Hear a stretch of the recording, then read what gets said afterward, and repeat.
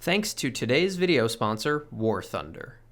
The year is 1945, and engineer Percy Spencer notices the candy bar in his shirt pocket has melted. Spencer works at Raytheon Manufacturing, a defense contractor. Spencer himself is a radar specialist, and his expertise leads him to believe that the magnetron waves coming from the equipment had melted his Mr. Peanut. Spencer then confirmed his suspicions by using the machinery to pop a bag of popcorn and burst an egg. Spencer didn't know it at the time, but he had just invented the microwave. While the subject of today's video might not have left the same kind of historical footprint as Spencer's discovery, the accidentally brilliant design of Super Smash Bros. Melee is, in my opinion, far more improbable and impressive. If I asked you to design a competitive video game that wouldn't just be a success, but would be celebrated and studied 20 years from now, what sorts of ideas would pop into your head? Seriously, take a second, think about it. Maybe you're envisioning a perfectly balanced roster of hundreds of playable characters, or mechanics so unique and fresh that they change the landscape of gaming as we know it. If you click anywhere but the banana, it doesn't work. You have to click on the banana itself. Or maybe you're thinking you'll keep your players around with can't-miss live service crossover events like the Travis Scott Burger or the Olivia Rodrigo Pastrami Melt. Well, the bad news is, no matter what great idea you've got, it probably won't succeed in keeping players invested for over 2 decades. And I know that because there's an entire industry of people who are trying, and often struggling, to keep player interest for 20 hours, let alone 20 years.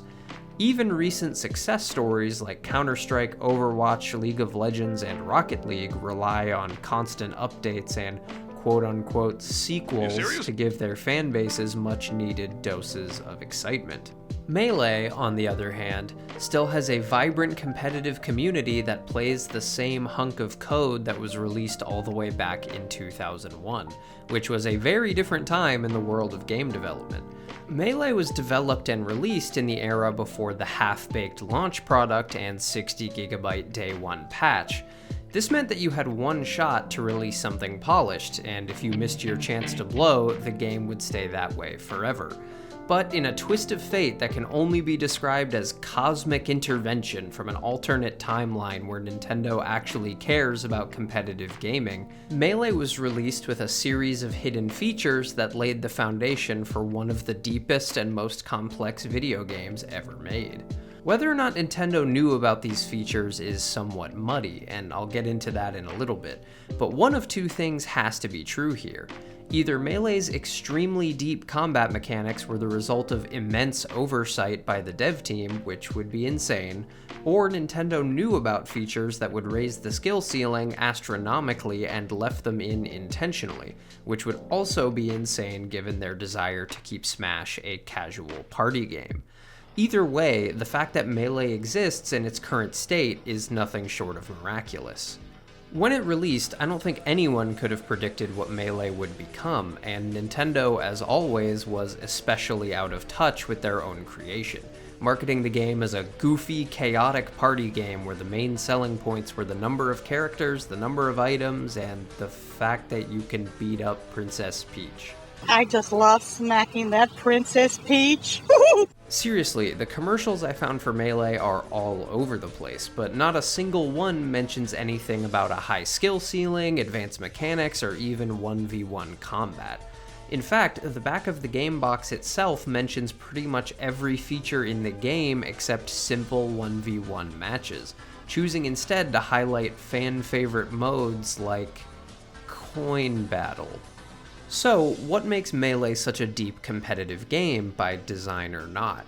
Essentially, there's an astoundingly long list of advanced techniques to master which give the player incredibly precise control over their character's movements and attacks. I could never possibly cover them all in this video, especially considering there are new techniques, or tech as the community calls it, still being discovered. I'll go through the greatest hits, but first we need to get some basic terminology out of the way. I promise I'll try to make this short and painless. Look at this baseball player taking a swing. There are 3 phases of the swing to consider. The part where the bat is accelerating, which we'll call startup, the swing itself, which we'll just call the swing, and then the follow through, which we'll call the end lag. All attacks in Melee can be broken down this way. With that out of the way, let me show you the single most important mechanic in Melee. Get ready, because this is going to blow your mind. You see that? That single mechanic is the core of Melee's most important techniques because of the ability to air dodge downward into the ground. Let me explain. Most aerial attacks in Melee have a long end lag period, but if you air dodge into the ground after an aerial attack, you can shorten that period significantly because air dodging has a shorter lag period than the attack itself.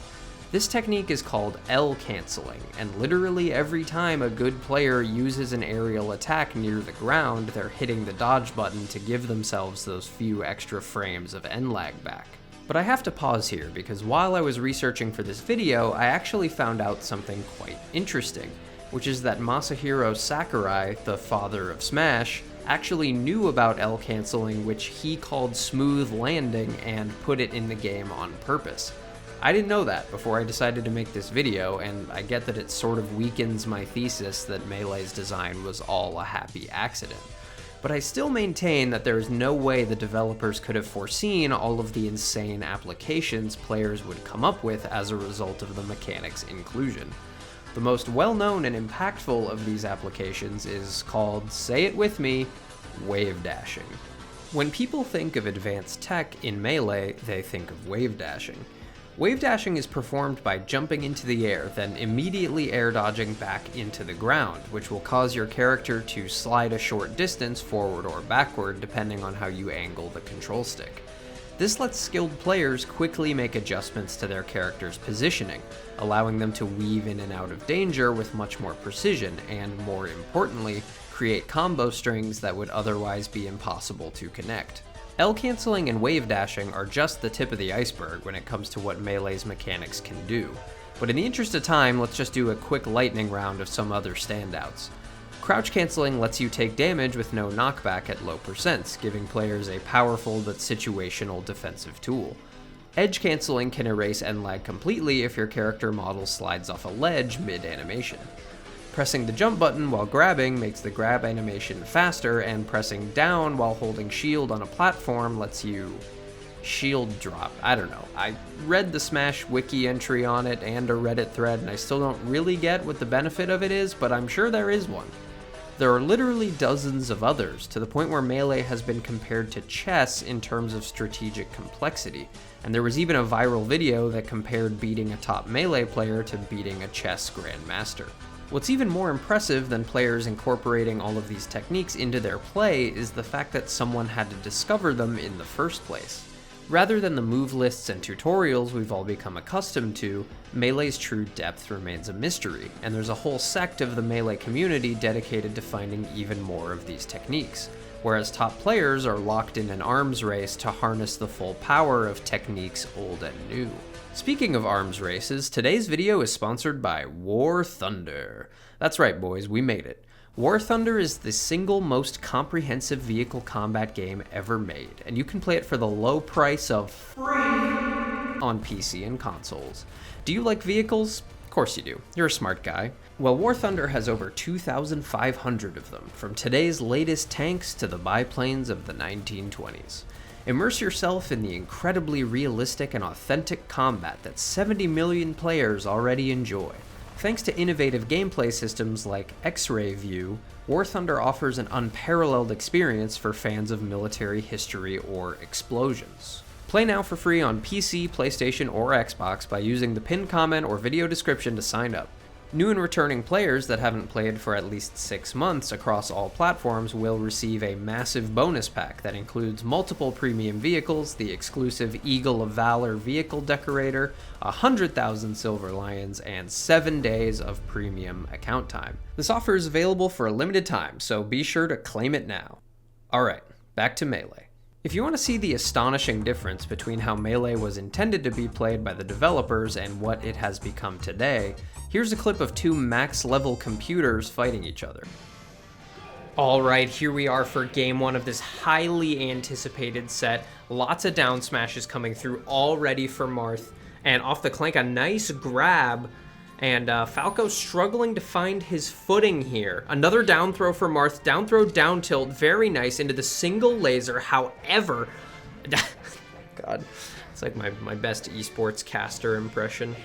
Now here's a clip of two top Melee players going head to head. Before I show this, keep in mind as you're watching that the best of the best in Melee perform nearly 7 button inputs per second, and there's no input buffering in Melee, meaning each of these inputs needs to be precisely timed. And today, I think that it's just such a hard punish. It's a launcher, and that's what you want to do when you're reading a spot dodge or something like that. Right, you know, you want to get a hard punish off of it. And you want something that sets up for another move. Right. Sometimes when you up smash them, they go too far. Oh! Yo! These mechanics, when applied by a skilled player, make Melee a game experience like no other, both to watch and to play. Unlike other Smash titles, which give the player lots of strong defensive tools that can be used to cut combos short, Melee is an offense-first game where success lies in pushing your advantage as much as possible, which often requires a lot of improvisation and creating custom combos rather than memorizing a flowchart like in other fighting games. It's kind of like jazz, which is of course known as the melee of music.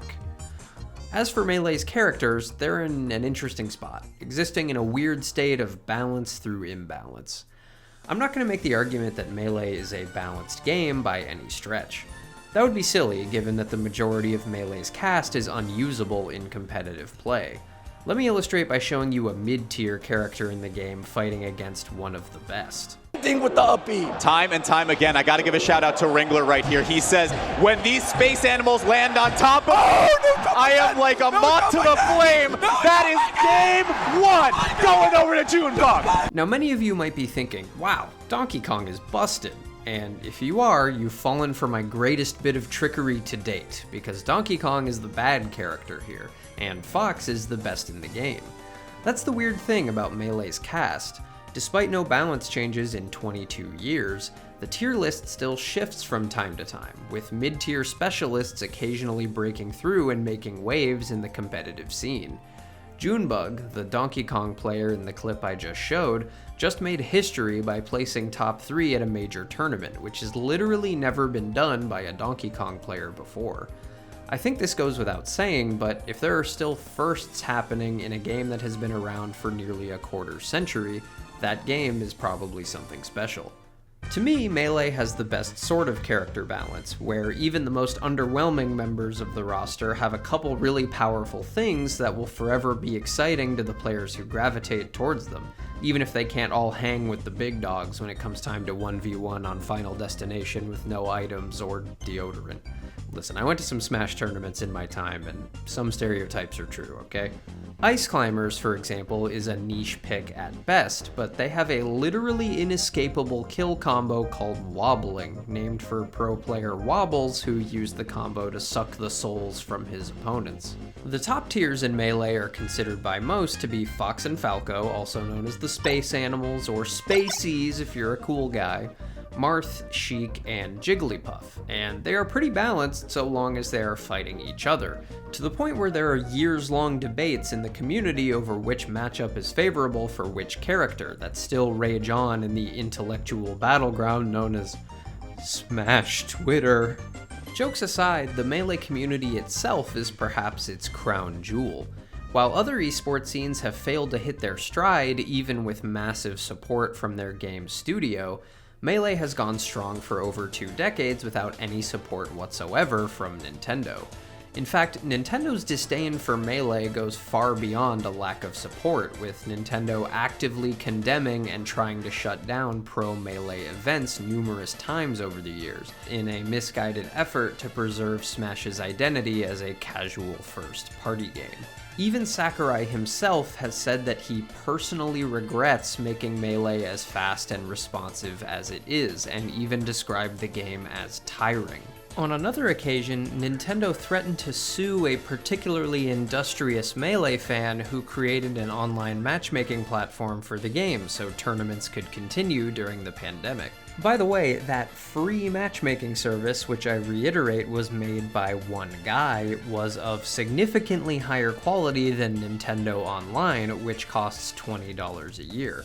And just when you thought Nintendo couldn't give a bigger middle finger to their biggest fans, they actually included a mechanic in the sequel to Melee, Brawl, that punished fast play. In Brawl, every time you input a dash, there is a 1% chance that your character will just randomly fall over and be left totally vulnerable. I'm being serious. That's real.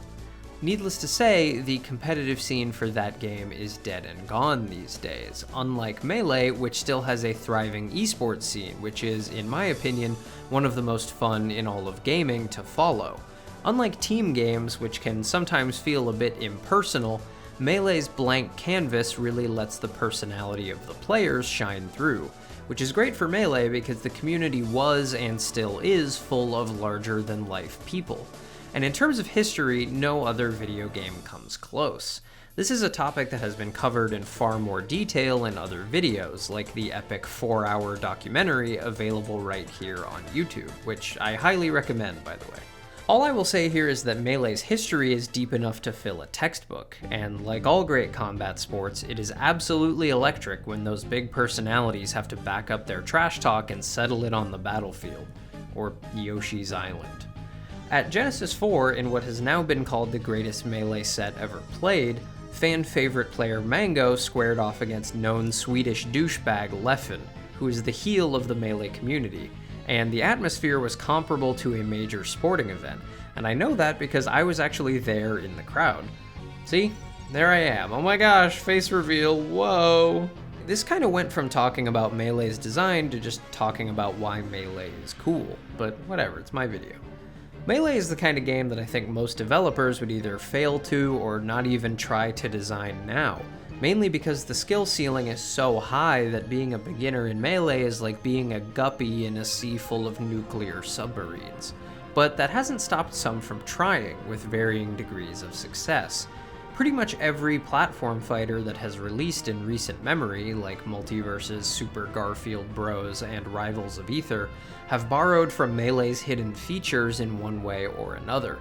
We now live in a time where SpongeBob and LeBron James can wave dash, and honestly, I think that's beautiful.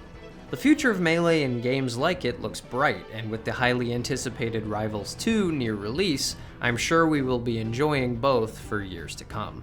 Shoutouts to Dan Fernacey, who was actually sitting behind me during that Genesis 4 set. Sorry I mispronounced your name to your face. To be honest, I'm still not sure I have it right. Anyway, in a time where a lot of classic game franchises seem to be losing their luster, I'm glad Melee continues to serve as a shining example of what happens when passionate fans rally around a game they love, and honestly, it's hard to imagine a future where competitive Melee doesn't exist in some form, which is a testament to just how far great mechanics and design can take you, even if those mechanics would probably not make it into the game at all 99 times out of 100. Thanks again to War Thunder for sponsoring today's video. Remember, if you haven't played the game or haven't been back in at least 6 months, there's a massive bonus pack waiting for you that includes multiple premium vehicles, exclusive cosmetics, and much more across all platforms. Use the pinned comment or video description to sign up now on PC, PlayStation, or Xbox. Thanks for watching, subscribe if you feel like it, and I'll catch you next time.